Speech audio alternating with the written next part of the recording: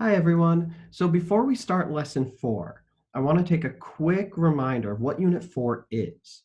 So Unit 4, we've been solving equations, we've been solving inequalities in 4b, and now we're going to solve proportions.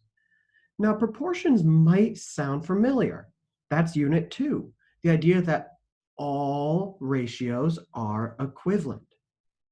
So if ratios are equivalent, we can set them equal and solve them like an equation.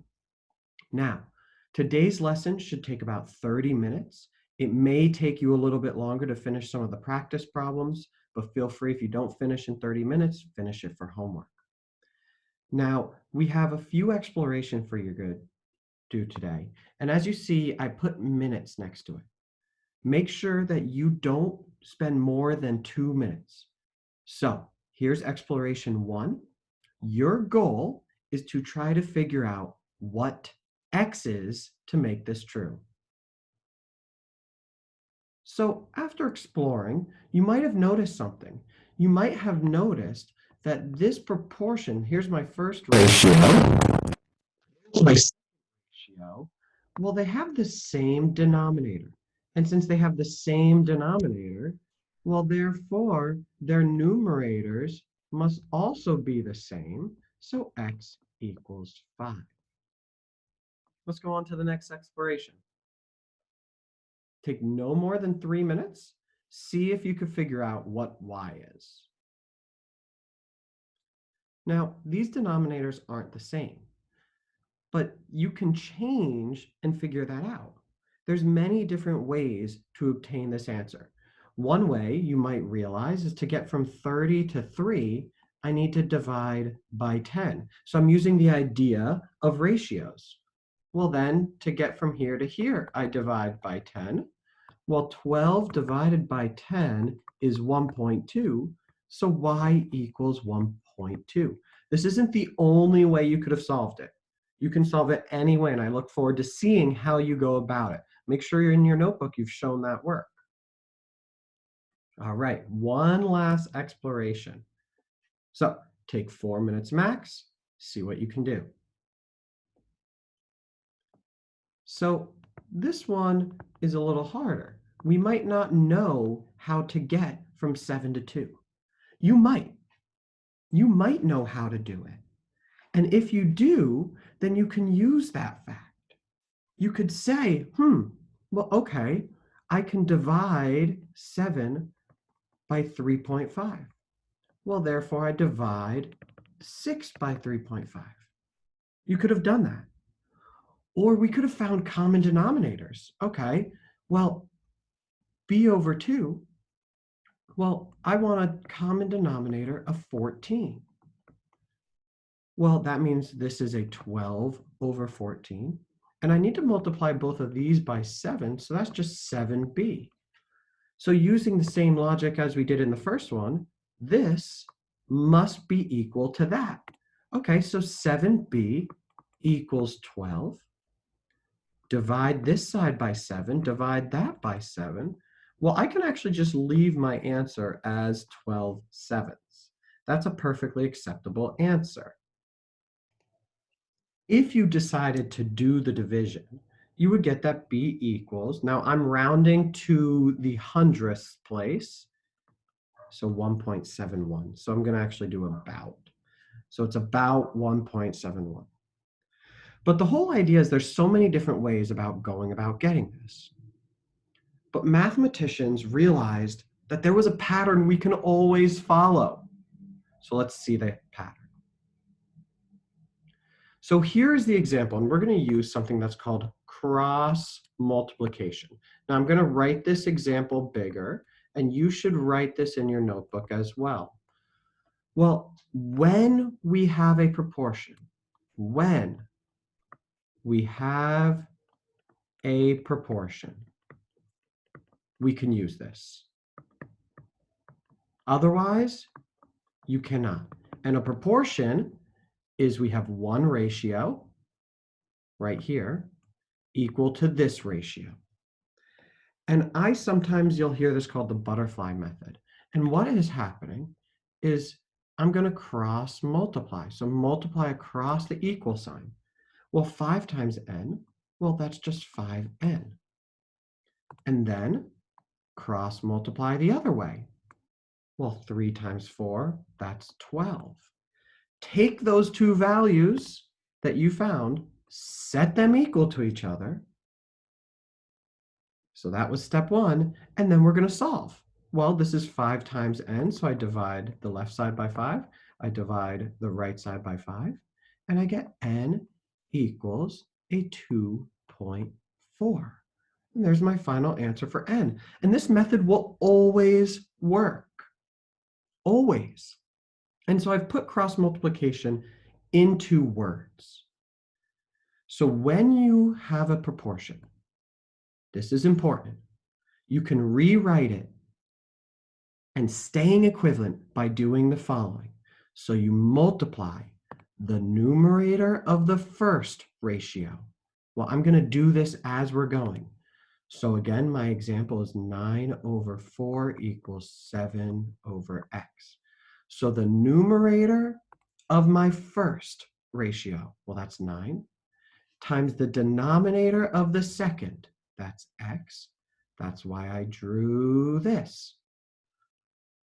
By, now we're at step 2.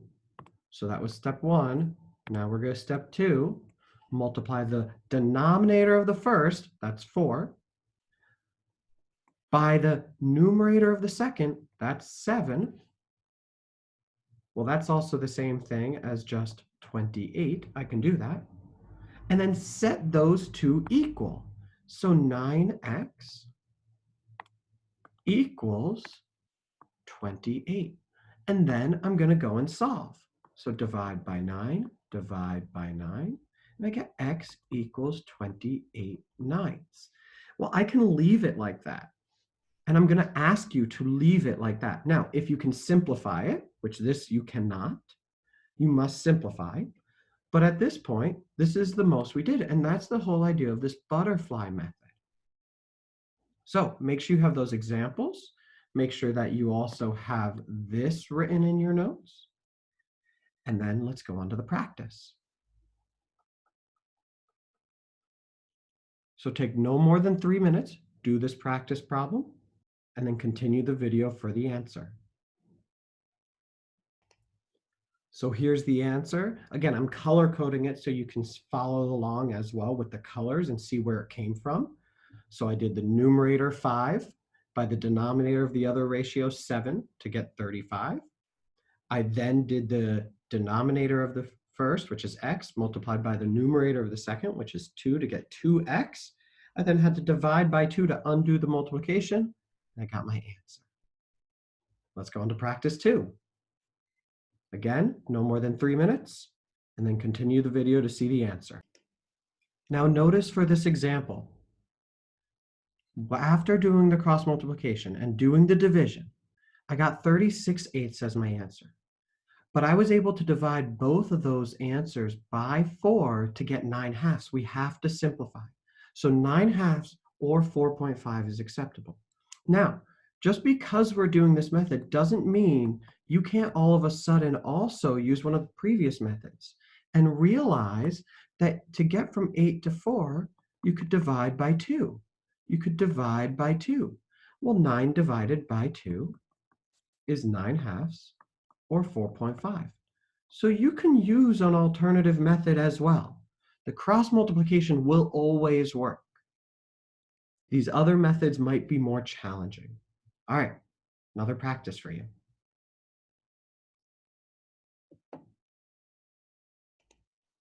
So as you saw, I told you to do this one in 2 minutes because hopefully it's becoming easier as you're going. We did the cross multiplication. We set those two results equal to each other, solved, and we got our answer. Don't forget at any point, if this isn't making sense, just come into Google Meet and make sure you ask me some clarifying questions. But if you're doing all right, let's move on to another example. So I'm going to do this example first. So I highly suggest, again, you write this in your notebook. And remember what I was saying. It's the numerator of the first.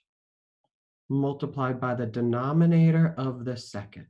Now notice, it is a 4 multiplied by r plus 10. Well, it's the whole thing. It's not just the r, not just the 10. So we have to use parentheses. So when there's multiple things in the denominator, this goes back to anything that we've had fractions. Whenever there's fractions, there's implied parentheses that we have to take into account. Well, I then multiply the other denominator and numerator. Well, 5 times 10 is 50. And now I go to solve. Now, I understand some of you prefer to distribute first. Others go straight to the division. So, as I was saying, we can go straight to divide. 10 equal to 12.5. Subtract the 10, subtract 10, 2. Or you could have distributed and gotten 4r plus 40 equals 50 minus 40 from both sides and gotten a 4r equals 10. Divide both sides by 4, we still get r equals 2.5. So it doesn't matter. And you can always then go and check this answer. Well, 4/5 right here is 0.8. Well, 10 over 2.5 plus 10 is also 0.8. I now have 3 practice problems where you're going to have to use those implied parentheses. Here's practice problem 1. All right, for this one, I'm going to walk through it one more time in a little more detail. So I think to myself, don't forget implied parentheses. So when I cross multiply with 6, I get a 6 all multiplied by k minus 2 is equal to a 4 times 5, which is 20. I'll distribute this first. So I get a 6k minus 12 equals 20. I add 12 to both sides, starting to isolate my variable. I get a 32. I divide both sides by 6. Well, this isn't going to simplify nicely, so I'm going to leave that as 16/3. Don't forget to simplify your answer. I did that by saying 32 over 6, divide this by 2, divide this by 2, and I get 16/3. All right, 2 more practice problems.